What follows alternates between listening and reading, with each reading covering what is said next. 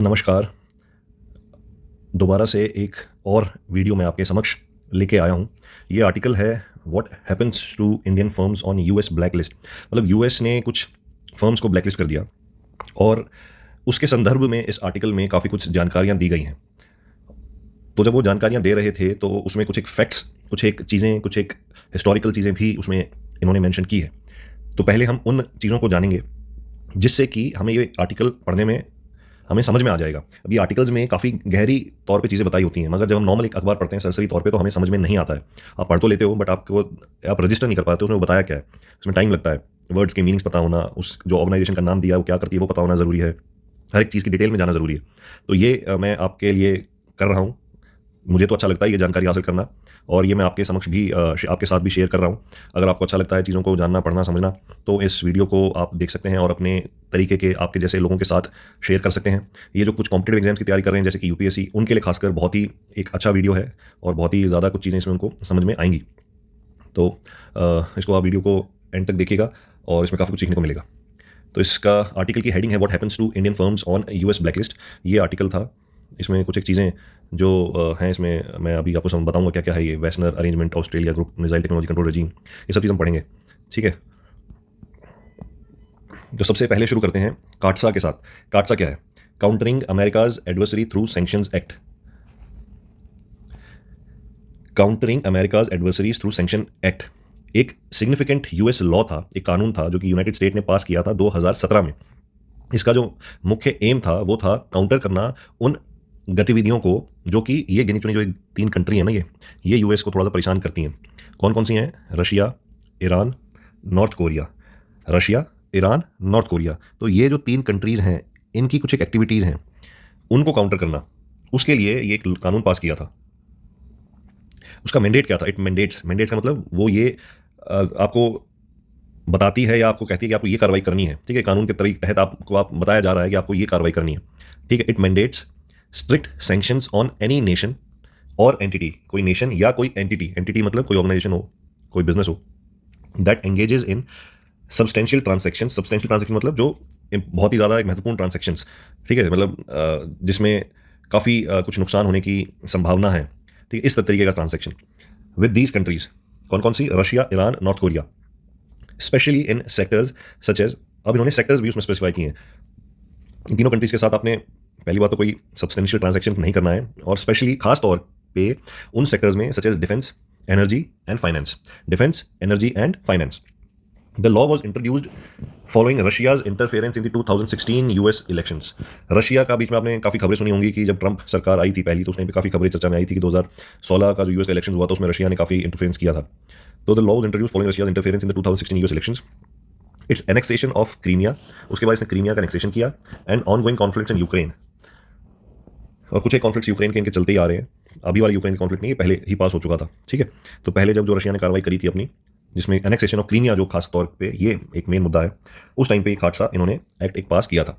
The law not only affects the sanction countries, ये जो कानून है ये सिर्फ सैंक्शन कंट्रीज को नहीं अफेक्ट करता है, ये साथ साथ थर्ड पार्टी कंट्रीज को भी अफेक्ट करता है। थर्ड पार्टी कंट्रीज कौन सी होती हैं? Those not directly involve in the adversarial activities, जो डायरेक्टली इन्वॉल्व नहीं है, जैसे इंडिया डायरेक्टली इन्वॉल्व नहीं है बट ये भी थर्ड पार्टी कंट्रीज में आ जाएगा अगर वो रशिया के साथ डील करेगा। तो कैसे वो आगे बताएंगे? That conduct major transactions with Russian defence और इंटेलिजेंस सेक्टर्स, जो कि रशिया के डिफेंस इंटेलिजेंस सेक्टर्स के साथ मेजर ट्रांजेक्शंस कर रहा है। The inclusion of the third parties makes CAATSA particularly impactful on countries like India, जो इंडिया टाइप की जो कंट्री है, ग्रोइंग इकोनॉमी है, वर्ल्ड में नंबर 1 में आना चाहते हैं। हमारे लेफ्ट में दुश्मन, राइट में दुश्मन, बहुत ही एक इस तरीके की जोग्राफिकल लोकेशन है जहाँ पे हम हर किसी से हमें एक बैलेंस बना के रखना है। हम किसी एक साइड में नहीं जा सकते। हमारी हिस्टोरिकल भी हम एक बैलेंस अप्रोच हमने रखा है, नेशन फर्स्ट करके, और नॉन अलाइनमेंट का एक हमने एक स्टैंड रखा है, फॉरेन पॉलिसी रखी है। तो उसमें इंडिया जो है रशिया से भी डील कर रहा है, यूएस से भी डील करता है। तो अगर इंडिया रशिया से डील करता है और रशिया के ऊपर सैंक्शन लगा रखा है यूएस ने, तो इंडिया के ऊपर भी फर्क पड़ेगा। Which has a long standing defence partnership with Russia. India challenge under काटसा। India has been affected by CAATSA primarily because of its defense procurements, most notably the S-400 missile defense system. ये S-400 missile defense system क्या था? जैसे आपने वो iron डोम देखा ना उसका, Israel का, आप मतलब समझने के बता रहा हूँ मैं आपको कुल मिला के कि एक डिफेंस, एयर डिफेंस मैकेनिज्म है। तो ये एक हमारे लिए बहुत इंपॉर्टेंट एक डिफेंस सिस्टम था। Despite the close strategic ties between India and the US, India faces the risk of sanctions under काटसा for its Russian defence imports. अब हम रशिया से हमारे वैसे इंपोर्ट्स हम बहुत ज़्यादा करते हैं। हमारा जो टैंक टेक्नोलॉजी है, हमारी आईसीवीज बीएमपीज जो हैं, हमारी बहुत ज़्यादा मेजर जो इक्विपमेंट्स हैं वो रशिया से हैं, हमारे इवन एयरफोर्स में। ठीक है, हमारा जो स्पेयर पार्ट्स हैं बहुत हद तक रशिया की टेक्नोलॉजी के ऊपर डिपेंडेंट है। तो all the US has offered weavers selectively, बल्कि ये सब यूएस को भी पता है ये सारी चीज़ें कि भाई इंडिया जानबूझ के नहीं कर रहा है, बट इंडिया का रशिया के साथ पहले से हिस्टोरिकल टाइज हैं और डिपेंडेंट है, और इंडिया को अगर आपने ज़्यादा फोर्स किया तो वो फिर बैकफायर भी कर सकता है। तो उसने यूएस ने ये सब चीज़ जानते हुए तो वेवर्स भी दिए हैं, सेलेक्टिव वेवर्स भी प्रोवाइड करे हैं। मतलब एक तरीके का आपने इस तरीके की स्ट्रेटजी है जिसमें आपने फोर्स भी कर रहे हो, प्रेशर भी डाल रहे हो और थोड़ा थोड़ा ढील भी छोड़ रहे हो। These waivers are not guaranteed, putting India in a precarious situation where its defense needs may clash with the US geopolitical objectives. But ये कोई गारंटी नहीं है इसकी, वो यूएस के उसके मन के ऊपर है, वो अपना कैलकुलेशंस करेगा, उसके हिसाब से उसको लगता है कि ठीक है हमें कॉस्ट एडवांटेज है, जो भी कॉस्ट बेनिफिट एनालिसिस करके अगर वो सैंक्शंस देता है, उसको सिलेक्टिव आपको एक वेवर देता है तो ठीक है, नहीं देता है तो भी आप ज़्यादा कुछ कर नहीं सकते, फिर आपको सोचना पड़ेगा कि इसको कैसे काउंटर करें। तो ये एक इंटरप्ले है जो पॉलिटिक्स का। तो आप काटसा समझ गए, काटसा क्या था? Countering America's adversaries through sanctions act. तो ये जो हम चीज़ें पढ़ रहे हैं ये पूरा आर्टिकल समझने के लिए हमारे को फायदा देगा। ठीक है, हम जब ये सारी चीज़ समझ जाएंगे इसमें जो मेंशन किया आर्टिकल के अंदर, तो हम ये आर्टिकल में क्या जानकारी दी वो हम समझ पाएंगे। कॉन्टेक्स्ट समझना पहले जरूरी है। Missile technology control regime. अभी मिसाइल टेक्नोलॉजी कंट्रोल रजीम क्या है, इसी आर्टिकल के अंदर मेंशन की गई है। The missile technology control regime is a multilateral export control regime. ये एक multilateral export control regime. Multilateral मतलब कई सारे लोग हैं, एक्सपोर्ट कई लेयर्स हैं। एक्सपोर्ट कंट्रोल रजीम, एक्सपोर्ट को कंट्रोल करने वाली रजीम। एक्सपोर्ट क्या होता है? जब आप सामान बाहर बेचते हो या देते हो। Established in 1987 में एस्टैब्लिश हुई थी to limit the proliferation of missile technology. इसका मुद्दा क्या है? प्रोलिफरेशन ऑफ मिसाइल टेक्नोलॉजी को लिमिट करना। प्रोलिफरेशन क्या होता है? जो बढ़ रहा है, जो एक मिसाइल मतलब मान लो किसी ने 2 बनाई, फिर किसी ने 4 बनाई, किसी ने 50 बनाई, फिर किसी ने 100 बनाई। तो ये जो प्रोलिफरेशन ऑफ मिसाइल टेक्नोलॉजी है उसको लिमिट करना। That could be used to deliver weapons of mass destruction. इनका डर क्या है कि टेक्नोलॉजी तो एक साइंस है, वो तो रुकती नहीं। आपने कुछ चीज़ आपने कुछ रिसर्च करी, कुछ एक चीज़ पता लग गई, वो धीरे धीरे आप इंसान का दिमाग तो हर जगह है, खाना पीना तो वो भी सेम ही खा रहे हैं। तो धीरे धीरे जो आपकी साइंस है, जो टेक है, वो जगह जगह फैलेगा। सबसे पहले मान लो यूएस ने कुछ बनाया, चाइना ने कुछ बना दिया, इंडिया ने कुछ बना दिया, पाकिस्तान ने बना दिया, ठीक है, रशिया ने बना रखा है, तो धीरे धीरे बाकी जगह भी फैलेगा। तो कुछ एक रोग नेशंस हैं जो जिस पर यूएस शायद भरोसा नहीं करता, या जो यूएन या जो आप मतलब जिसके जिन रोग नेशंस में जैसे वो जहाँ पे स्टेबिलिटी नहीं है कुल मिला के, ठीक है, जैसे ईरान का एग्जांपल हम ले लें या पाकिस्तान का एग्जांपल हम ले लें, स्टेबिलिटी नहीं है। तो अब ऐसी कंट्रीज़ को रोकने के लिए क्या किया जाए, या जिसमें हमारे जैसे आपने देखा होगा कि आपने सुना होगा कि इंडिया ने भी जब न्यूक्लियर टेस्ट किया था तो हमारे ऊपर काफ़ी सैंक्शन लगे थे। तो कुल मिला के मोटा मुद्दा ये था कि कैसे बाकी कंट्रीज़ को रोका जा सके, इस रेस में ना मतलब वो ना उतरें या इस रेस से बाहर रखें, ताकि एक सुरक्षा और सेफ्टी बनी रहे। या कह लें कि भाई वो एक अपर हैंड जो ऑलरेडी बना चुकी हैं कंट्रीज, उनका अपर हैंड रहे, वो आप कुछ भी कह सकते हो। तो ये जो इसका मोटा मोटा मुद्दा था मिसाइल टेक्नोलॉजी कंट्रोल रजीम का, established in 1987 to limit the proliferation of missile technology that could be used to deliver weapons of mass destruction. वो टेक्नोलॉजी को रोकना जो कि यूज इस्तेमाल की जा सकती है किसको डिलीवर करने के लिए? Weapons of mass destruction. Weapons of mass destruction कौन से होते हैं? जैसे आपका न्यूक्लियर बम हो गया, जिससे आप बहुत ज़्यादा तबाही मचा सकते हो। It focuses on controlling the export of missile systems and related technology, ensuring that these do not fall into the hands of rogue states or non-state actors capable of threatening global security। तो non state actors में कौन कौन कैसे कैसे लोग आ सकते हैं? तालिबान हो गया, ठीक है, हमास हो गया, और आपका अलकायदा हो गया, और ऐसे दुनिया भर के जो नॉन स्टेट एक्टर्स हैं जो कि मतलब जो एक रिकॉग्नाइज्ड स्टेट का हिस्सा नहीं है, या एक रिकॉग्नाइज्ड स्टेट की आर्मी नहीं है, एक गवर्नमेंट नहीं है, एक जिनके पास एक कोई लीगल बैकिंग नहीं है, वो है आपके नॉन स्टेट एक्टर्स। और रोग स्टेट्स कौन से हैं? जहाँ पे आपकी पॉलिटिकल स्टेबिलिटी नहीं है, या जहाँ पे इस तरीके के जैसे तालिबान हो गया, वो अफगानिस्तान में जो है अपना अभी गवर्न कर रहा है, तो वो रोग स्टेट के तौर पे कहलाया जाएगा कि कोई स्टेबिलिटी नहीं है, कोई आइडियोलॉजिकल वॉर चल रही है, कोई भी कुछ भी कर रहा है, ठीक है। तो अगर वहाँ पे इस तरीके की टेक्नोलॉजी आ जाए तो वो तो नुकसान खुद को भी पहुँचाएंगे, दूसरे को भी पहुँचाएंगे। स्ट्रक्चर ऑफ MTCR क्या था? The regime consists of 35 member countries. इस रजीम में 35 मेंबर कंट्रीज थी which share information and impose export restrictions on technologies capable of carrying payloads above 500 kg for a distance of 300 kilometre और more. लगभग 35 member countries हैं जो कि information को share करती हैं एंड इम्पोज एक्सपोर्ट रिस्ट्रिक्शंस और एक्सपोर्ट रिस्ट्रिक्शन लगाती हैं on technologies capable of carrying payloads. उन टेक्नोलॉजीज पे जो कि कैपेबल है पेलोड को कैरी करने के लिए above 500 kg of a distance of 300 kilometre. 500 kg का payload for distance of 300 kilometre और मोर। तो 300 किलोमीटर से ज़्यादा 500 kg का पेलोड लेके वो टेक जो कि जिससे ये चीज़ संभव हो सकती है, उस टेक के ऊपर या उस टेक के एक्सपोर्ट के ऊपर रिस्ट्रिक्शन लगाना। Though it is an informal arrangement, ये एक इनफॉर्मल अरेंजमेंट है, not legally binding. Adherence to its guidelines is critical for maintaining global peace and security. India's role in MTCR, India का role क्या है? India became a member of MTCR in 2016, ठीक है, बहुत late बने हम, 2016 में ही हम इसके मेंबर बने, मिसाइल टेक्नोलॉजी कंट्रोल रजीम के। After many years of negotiations, काफी सालों तक हमने नेगोशिएशन किया है। This membership significantly enhances India's global standing in terms of non proliferation and export control. तो ये इंडिया का ग्लोबल स्टैंडिंग एक इंप्रूव करती है in terms of non proliferation and export control. मतलब ये बताती है कि हम जो है एक स्टेबल गवर्नमेंट का हिस्सा है, एक स्टेबल कंट्री है, एक पॉलिटिकल सिस्टम है ऐसा जो कि अच्छे से चल रहा है काफी सालों से, और हम एक रिस्पॉन्सिबल नेशन के, एक रिस्पॉन्सिबल कंट्री के तौर पे हमें एक दर्शाता है, हमारी स्टैंडिंग को दर्शाता है, रिप्रेजेंट करता है कि भाई एक रिस्पॉन्सिबल कंट्री है और ये इन सब चीज़ों को संभाल सकती है। It also opens doors for India to access advanced missile technology. ये और इससे हमें क्या मदद मिलती है, हम एडवांस मिसाइल टेक्नोलॉजी को एक्सेस कर सकते हैं, कोलैबोरेट कर सकते हैं with other member states on space and defence projects. Space और डिफेंस प्रोजेक्ट्स में हम दूसरे मेंबर जो स्टेट्स हैं उनके साथ कोलैबोरेट कर सकते हैं और कुछ नई चीज़ें ईजाद कर सकते हैं।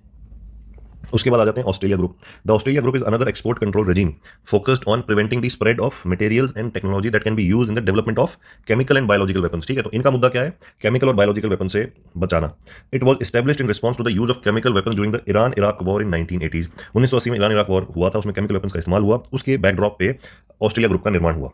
The regime's members coordinate to ensure that their exports do not contribute to the proliferation of these dangerous weapons। ये जो मेंबर हैं, जो भी इस ग्रुप के मेंबर हैं, वो कोऑर्डिनेट करते हैं आपस में और ये इंश्योर करते हैं कि भाई हमारी जो टेक्नोलॉजी है वो जो हम एक्सपोर्ट कर रहे हैं हमें रिस्पॉन्सिबली एक्सपोर्ट करना है और इस तरीके से हमें इंश्योर करना है कि भाई उसका इस्तेमाल इन जो ये डेंजरस वेपन्स हैं उसको मल्टीप्लाई या उसको प्रोलिफरेट, उसका जो प्रोलिफरेशन है वो ना हो। ठीक है, ऐसा ना हो कि हमारे टेक का और हमारे जो एक्सपोर्ट्स हैं उसका फायदा उठा के लोग उसका इस्तेमाल करके खुद मतलब कई गुना वेपन्स बना लिए और वो जो टेक है वो किसी ऐसे इंसान के पास चली गई, ऐसे देश के पास चली गई, ऐसे ऑर्गेनाइजेशन के पास चली गई, ऐसे ग्रुप के पास चली गई जिससे कि ये डेंजरस वेपन्स बन सकते हैं और ये जो ह्यूमैनिटी के ऊपर गलत तौर पर इस्तेमाल की जा सकते हैं। की फोकस क्या है, the Australia group's main area of concern is prevent the misuse of chemical and biological materials that could be weaponised. It ensures that materials, equipment and technologies that can be used for both civilian and military purposes are carefully controlled. Australia group का main area of concern क्या है, misuse chemical और biological material का ना हो, जो कि ऐसा ना हो कि वेपनाइज हो जाए। ठीक है, misuse of chemical biological material that could be weaponised, वो मटेरियल जो कि वेपनाइज हो सकते हैं उसका मिसयूज ना हो। ठीक है, it ensures that materials, equipment and technologies that can be used for both civilian and military purpose. अच्छा, वो मटेरियल्स, वो इक्विपमेंट और टेक्नोलॉजी जो कि दोनों प्रकार से यूज हो सकती है, सिविलियन और मिलिट्री पर्पस से, वो केयरफुली कंट्रोल हो। ठीक है, ऐसी टेक्नोलॉजीज हैं, ऐसे आपकी कई डील्स होती हैं जिसमें जो मटेरियल आपने प्रदान किया है या जो आपने मान लो कोई इक्विपमेंट आपने किसी देश को दिया है उसका सिविलियन यूज तो है ही, उसका मिलिट्री यूज भी हो सकता है, तो उसके ऊपर खास तौर पे आपको कंट्रोल करना है। ठीक है, ऐसा ना हो कि भाई आपको कोई कंट्री कह रही है सिविलियन यूज में ले रहे हैं बट उसका मिलिट्री यूज हो जाए। इसमें हमारा इंडियन कॉन्टेक्स्ट में भी है, जब हम मैं एक वीडियो बनाऊंगा उसके ऊपर भी हमने न्यूक्लियर टेस्ट किए थे, तो उसमें भी हम जैसे हमने सिविलियन यूज में कुछ मटेरियल लिए थे और वो हमने वेपन उसका मिलिट्री यूज किया। ठीक है, तो उसके बाद हमारे पास सैंक्शंस भी लगे थे, तो ये इसका मेन मुद्दा था। और ये कब बना था, 1980s में जब ये इराक वॉर हुई थी उसके बाद ये ऑस्ट्रेलिया ग्रुप का निर्माण हुआ था। India's membership, India join the Australia group in 2018। इसे 2018 में इंडिया ने ज्वाइन किया, aligning it's export control policies with global non proliferation standards. अच्छा, इसमें मैंने मेंशन नहीं किया है, जो इसकी पहली मीटिंग थी ऑस्ट्रेलिया ग्रुप की वो जून 1985 में हुई थी इन अ प्लेस इन ब्रुसेल्स। ठीक है, इसके बाद सब्सिक्वेंटली मीटिंग्स के बाद ये ऑस्ट्रेलिया ग्रुप का गठन हुआ। उसके बाद मीटिंग्स चलती रहीं। जब ये पहली बार मीटिंग हुई थी 1985 में, तब 15 कंट्रीज थी। ठीक है, 15 आपके कंट्रीज ने पार्टिसिपेट किया था 1985 में, और आज के तारीख में 42 हैं, 42 प्लस यूरोपियन यूनियन। ठीक है, 42 प्लस यूरोपियन यूनियन। उसके बाद देखते हैं westerner arrangement. So the westerner arrangement is a multilateral export control regime established in 1996 with a focus on promoting transparency and responsibility in the transfer of conventional arms and dual use technologies।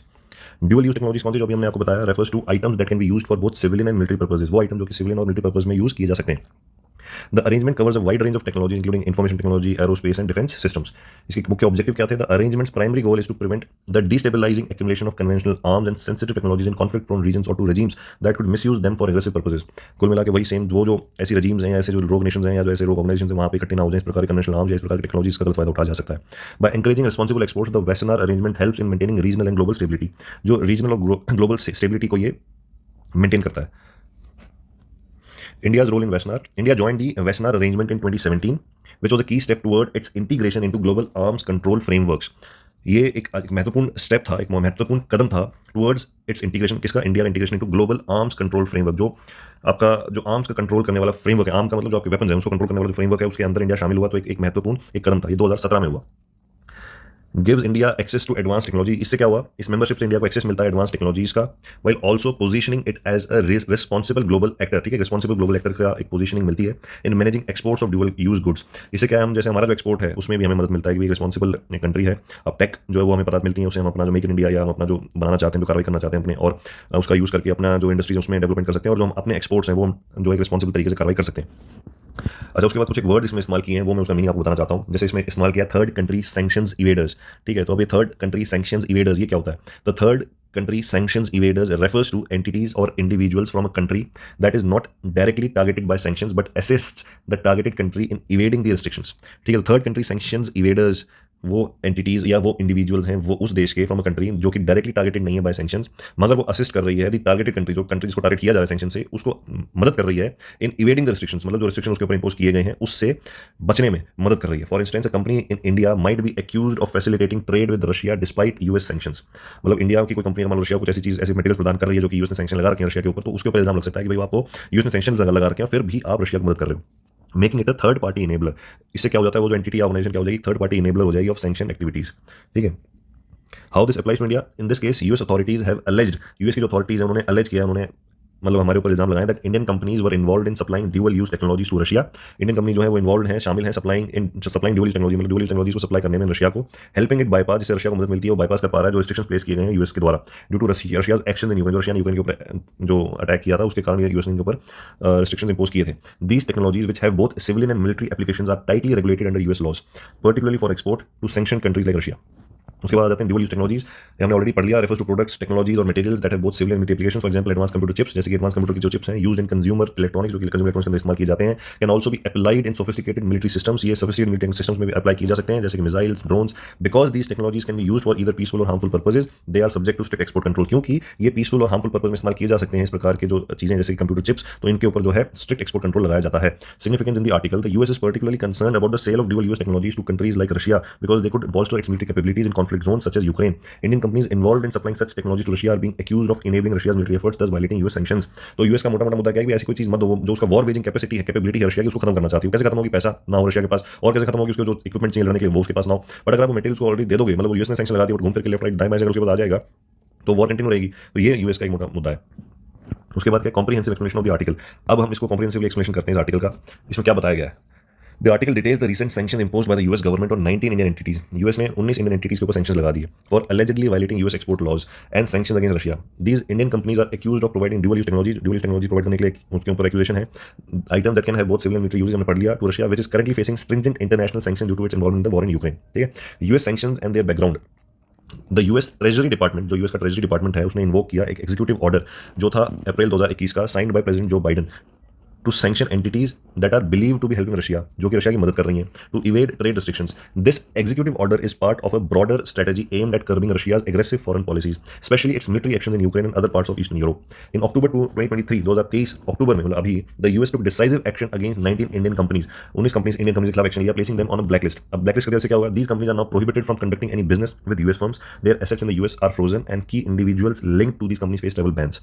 ये travel ban कर दिया, asset froze कर दिया, उसके बाद आप किसी US firm के साथ बिजनेस नहीं कर सकते। और एक जो इंपॉर्टेंट चीज मेंशन है, फाइनेंशियल सिस्टम, अगर यूएस किसी चीज को अगर आप ब्लॉक कर देता तो वो जो यूएस का फाइनेंशियल सिस्टम है उसको आप इस्तेमाल नहीं कर सकते हैं, और वो बहुत ही सबसे ज्यादा बड़ा हथियार है यूएस के साथ, यूएस के पास। उसके ऊपर भी हम अलग से चर्चा करेंगे एक दिन। फाइनेंशियल सिस्टम एक बहुत ही बड़ा लेवरेज है यूएस का, जिसके ऊपर अभी हाल ही में एक आपका ब्रिक्स में भी आपने चर्चा सुनी होगी, जो हमारा करेंसीज का आदान प्रदान है उसके ऊपर चर्चा चल रही है, कैसे डॉलर का और जो फाइनेंशियल सिस्टम है उसको कैसे काउंटर किया जा सके। Indian government's response. The Ministry of External Affairs of India has responded cautiously to US sanctions. During a briefing, Randhir Jaiswal, एक स्पोक्सपर्सन है MEA के, उन्होंने क्या किया? उन्होंने एक्नॉलेज किया report of the sanctions. Acknowledge का मतलब उन्होंने माना, but did not provide specific comment, कोई स्पेसिफिक कमेंट्स नहीं दिए रणधीर जायसवाल ने on whether the issue was addressed in recent conversations between US national security advisor Jake Sullivan and India's NSA Ajit Doval. तो ये जो अपने इंडिया के जो डोवल साहब हैं और जो जेक साहब हैं यूएसए के, उनके साथ कुछ बात हुई है क्या इस मुद्दे पे? उसके ऊपर कोई चर्चा, कोई कमेंट नहीं किया। India maintains that the sanction companies did not violate Indian law, जो कंपनीज हमने इंडिया के लॉ को तो कोई तोड़ा नहीं, तो इंडिया में ही है, and that India has robust regulatory framework, और इंडिया के पास रोबस्ट रेगुलेटरी फ्रेमवर्क है, हमारे पास कानून है, अपना संविधान है for controlling exports, particularly those involving sensitive technologies. India's position is further strengthened bye it's membership. अच्छा, ये जो हमने ऊपर जो हमने पढ़ा समझा वो यहाँ पे मेंशन है। इंडिया की जो पोजीशन है वो स्ट्रेंथन की जाती है, उसको मजबूती मिलती है किससे? बाय इट्स मेंबरशिप, जो उसकी मेंबरशिप है किसमें? ग्लोबल एक्सपोर्ट कंट्रोल रेजिम, जो ग्लोबल एक्सपोर्ट कंट्रोल रेजिम उसमें उसकी मेंबरशिप है, जैसे वेस्टर्न अरेंजमेंट है, MTCR है, ऑस्ट्रेलिया ग्रुप है, which underscore its commitment to non proliferation and responsible trade practices. ठीक है। इंपैक्ट क्या है सैंक्शंस का इंडिया पे? Sanctions imposed by US have significant economic consequences for the affected Indian companies, many of which are well established players in technology and manufacturing sectors. Some of these companies have government contracts and a reputation for reliability in global market. Being blacklisted by the US could lead to millions of dollars in lost contracts, legal challenges, reputational damage, as well as the freezing of assets. India faces a difficult diplomatic and economic balancing act while the country does not recognize unilateral sanctions. India की country recognize नहीं करती unilateral sanctions imposed by US, वो सिर्फ उन्हीं को मानती है जो यूनाइटेड नेशन ने इंपोज किए हैं। It has strong defense and economic ties with both Russia and US, मगर डिफेंस और इकोनॉमिक टाइज तो हैं रशिया और यूएस के साथ, दोनों साथ वो बैलेंस करने की जरूरत है। The growing importance of India-US high-tech trade makes the US sanctions more challenging to navigate, as they could impact India's access to cutting-edge technologies, ठीक है, and collaboration with US companies. तो हमारी जो कटिंग एज टेक्नोलॉजीज हैं US की, उसको वहाँ दिक्कत आ जाती है। ठीक है, यूएस से पंगा लेने का मतलब यही है कि जो आप जो टेक जो रिसर्च है वो हमें यहाँ नहीं मिलेगी। ठीक है, यूएस से फिर और भी बाकी रिलेटेड जो एक स्पायरल इफेक्ट है, जैसे यूएस का इसराइल के साथ रिलेशन है, इसराइल का इंडिया के साथ रिलेशन है, इसराइल का टेक इंडिया के साथ टेक जो मिलता है हमें, यूएसए जो हमें टेक मिलता है, तो ये काफ़ी चीज़ें हैं। फिर चाइना हमारा एडवर्सरी है, वो काउंटर यूएसए के थ्रू हो जाता है। रशिया ऑलरेडी अभी वीक चल रहा है, रशिया चाइना को एग्जैक्ट काउंटर नहीं कर सकता है, रशिया को चाइना की रिक्वायरमेंट है, तो इंडिया को यूएस की रिक्वायरमेंट है, तो एक एक इंटरप्ले है, ठीक है, तो वहाँ पे हमारी दिक्कत होती है। Future prospects and potential countermeasures. India could explore alternative mechanisms to mitigate the impact of US sanctions. These include strengthening bilateral trade agreements with Russia and other sanctioned countries by using national currencies instead of the US dollar for transactions, as has been done in sectors like oil procurement, diamond processing, refineries. ये कुल मिला के उसका कैसे counter कर सकते हो आप? एक अलग से पैरेलल सिस्टम क्रिएट करो जहाँ पे आपको यूएस के डॉलर की हेजमनी है, उसके डोमिनेंस से बाहर निकल सको, उसका जो पेमेंट सिस्टम है उससे बाहर निकल सको और उसकी जरूरत हमें ना पड़े। However India must carefully evaluate the cost benefit maintaining business ties, मतलब मगर ये सब चीज कर तो सकते हो, बट आपको इवैल्यूएट करना पड़ेगा इसका कॉस्ट बेनिफिट क्या है रशिया के साथ टाइज मेंटेन करने का और यूएस के अगेंस्ट जाने का। The long term stability of India's global partnership, जो लॉन्ग टर्म स्टेबिलिटी इंडिया की ग्लोबल पार्टनरशिप की particularly with US could be at risk, वो रिस्क में आ सकती है। India continues to facilitate transactions Russia, क्योंकि अगले 10-50 साल तक तो यूएस कहीं नहीं जा रहा, ठीक है, वो डोमिनेंट पावर तो है, तो आपको बैलेंस करना पड़ेगा अपने रिलेशन। द सिचुएशन में require India to diversify its defence and technological imports. अब आपको जो डिफेंस टेक इंपोर्ट है आपने रशिया से आपने लेफ्ट राइट से लेने पड़ेंगे, थोड़ा सा यूरोप से आप ले रहे हो, यूएसए से ले रहे हो, कहीं और से इजराइल से आप ले रहे हो, ठीक है, तो आपने थोड़ा सा अपने आपको डाइवर्सिफाई करना पड़ेगा ताकि रशिया के ऊपर भी ज़्यादा हमारा डिपेंडेंसी ना रहे। To avoid for the entanglements with US export control laws. Political dynamics in the US. The article also touches on the potential shift in the US political dynamics, particularly regarding the possible return of Donald Trump. जब Donald Trump भाई साहब आ गए तो वो भी article में mention होता है। Trump during his first tenure had a relatively softer stance on Russia, avoiding direct confrontation of certain issues related to Russian aggression. तो ट्रम्प ने डायरेक्ट रशिया के साथ एग्रेशन में इशू वो उसमें नहीं जाता है, ठीक है। नॉर्थ कोरिया के साथ भी उसके थोड़े से वो अलग तरीके की उसका उनका एक काम करने का तरीका था। ड्यूरिंग इस 2024 कैंपेन ट्रम्प ने बोला था कि भाई मैं अगर प्रेसिडेंट होता तो यूक्रेन रशिया की वॉर होती है, 24 घंटे अंदर रुकवा दूंगा अगर मैं आ जाऊंगा तो। However despite Trump's personal stance, Trump का जो पर्सनल स्टांस था उसके बावजूद भी यूएस की जो कांग्रेस थी उसने क्या किया था, पहले taken a firm position against Russia as seen in the enactment of laws, क्योंकि कार्डसा जो कानून पास हुआ था और वो ट्रम्प ने पता नहीं चाहते थे नहीं चाहते थे बट वो पास हो गया in 2017। Despite Trump's reluctance Congress pressured him to sign CAATSA into law, signalling bipartisan support for strong measures against Russia's adversarial actions. Thus, even if the Trump were to return to power, it is unlikely that the sanctions imposed on Russia and by extension on third-party countries like India would be immediately lifted or softened. तो कुल मिला के बताने की कोशिश ये कर रहा है ट्रम्प पावर में भले ही आ गए हैं बट उसके कारण ऐसा नहीं है कि वो सब कुछ चेंज हो जाएगा। जो यूएस की जो पॉलिसी है वो धीरे धीरे चेंज होगी और उसका भी इम्पैक्ट हमें पता नहीं है, तो और मोस्ट प्रोबेबली जो बैन है वो रहेंगे और इंडिया को जो है बड़ा ही सोच समझ के आगे कार्रवाई करनी होगी। तो कंक्लूजन क्या है? India is in a complex geopolitical situation where it must balance its long standing defence and economic relationships with Russia while navigating its growing strategic partnership with United States. The US sanctions imposed on Indian companies for supplying dual use technologies to Russia highlight the challenges of this balancing act, especially as India's actions, though compliant with its own legal framework, may run afoul of US foreign policy and export control laws. The Indian government has reiterated its non-recognition of unilateral sanctions imposed by individual countries like the US, but the reality of interconnected global markets and strategic partnerships means that India will have to tread carefully. ठीक है, आराम से चलना पड़ेगा। This may involve further diversification of defense supplies, more reliance on domestic production of high-tech military equipment, or increased cooperation with non-US aligned nations. Ultimately, the future of these sanctions and their impact on India will likely depend on both the outcome of the 2024 US election and the evolving dynamic of US-Russia relations. The ongoing conflict in Ukraine remains a critical factor, as does India's role as an emerging global power seeking to maintain strategic autonomy while engaging with major world powers on its terms. कुल मिला के क्या है कि आपने balance maintain करना है, ना तो रशिया के पाले में ज़्यादा ना यूएस के पाले में ज़्यादा, और अपने आप को आत्मनिर्भर करना है। आत्मनिर्भर कैसे करोगे आप? अपने खुद से आप इक्विपमेंट बनाओ, आप अपने अंदर जो क्षमता पैदा करो, आप अपनी खुद की टेक्नोलॉजी से ईजाद करो, आप जो अलग अलग जगह से मतलब आपकी जो सप्लाई चेन है वो ऐसा नहीं होना चाहिए कि कंट्री पर डिपेंडेंट है, एक जगह से ठप हो गया तो बाकी सब बंद हो गया, ठीक है, ऐसा भी नहीं यूएस के ऊपर प्रॉपर डिपेंडेंट रहेगा, चाहे फाइनेंशियल सिस्टम है, चाहे टेक है, चाहे कुछ और बात है, तो वो भी आपने इस तरीके से करना है कि कोई आपके ऊपर लेवरेज ना कर पाए, क्योंकि जब सामने वाले के पास वो पावर रहेगी नहीं डोमिनेंस करने की तो उसको भी आपको समझना पड़ेगा कि ठीक है ओके ये हमारी इतनी लिमिटेड पावर है, इतना ही लिमिटेड एक्शन ले सकते हैं, ठीक है। तो दोबारा नेक्स्ट हम फिर किसी आर्टिकल के साथ मिलेंगे, तब तक के लिए पढ़ते रहें, पढ़ाते रहें, सीखते रहें और एक ऐसा इकोसिस्टम, ऐसा एक माहौल पैदा करें जिसमें हम सीखें, एक दूसरे को सिखाएं और एक अच्छे सोसाइटी, एक अच्छे एनवायरनमेंट को छोड़ के जाएं और उस एनवायरनमेंट को नेक्स्ट जनरेशन के लिए पैदा करें जहाँ पे सीखना, learning is should be our priority. रोज़ हमें कुछ ना कुछ नया सीखना चाहिए। Till then, thank you, good day.